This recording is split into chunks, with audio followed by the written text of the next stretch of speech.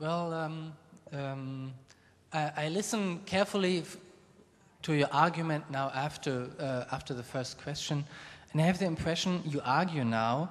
The argument is it's the culture and the rest of the world. There is one corner, there's the good culture, and there's all the other corner, with the rest of the world being economic and, I would say, at least non-culture or even not bad. And I want to argue the other way. Just to make another point, to have a balance of both views.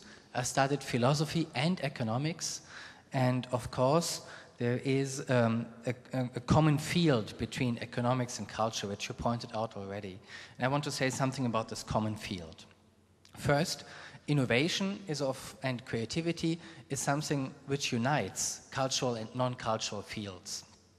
You have innovation in companies, and if they invent some new medicine or if they invent a new tire, the person doing this, the entrepreneur, is mainly doing this because he is really hot to do it, not because he wants to make a profit. Mm-hmm. And many inventions never make a profit. It's only 2 or 3 out of 100 inventions who make a profit. And there's the same unity between a cultural entrepreneur and a non-cultural entrepreneur. When he starts his business, he has something in mind he wants to do. And most entrepreneurs start just doing what they want, not aiming at a large profit at the very end. So if you look at it, this personal quality to be entrepreneur is, to my mind, a cultural quality, even if the entrepreneur is active in a non-cultural field. And for this reason, I would please, so to speak, to say the education in culture in terms of this binding thing, economic and culture, should focus on those things, because it makes culture stronger if it influences also the non-cultural field. The second argument is there are theories of economics or of economy which are in the identical mind culture things. It is, so to speak, an economy of culture, and that's no contradiction to the economics.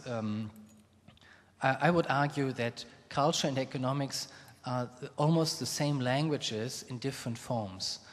In the economic theory, this is called game theory or the new institutional economics, which is a new kind of theory, 20, 30 years old. But if we from the cultural field learn to look at the modern development in economics, we would discover friends, not enemies. Yeah.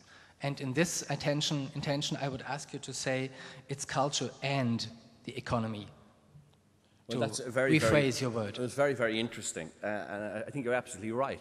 And I think it's saying something of what I've said in a very different way, not in a very different way. I think it is addressing another way of the two so-called disparate energies actually coming together. What you're reminding us is that they're not actually disparate energies at all, because game theory, as you say, reminds us, I mentioned the child, the natural propensity of the child to play, homo ludens. It is what makes us human, is the propensity to play.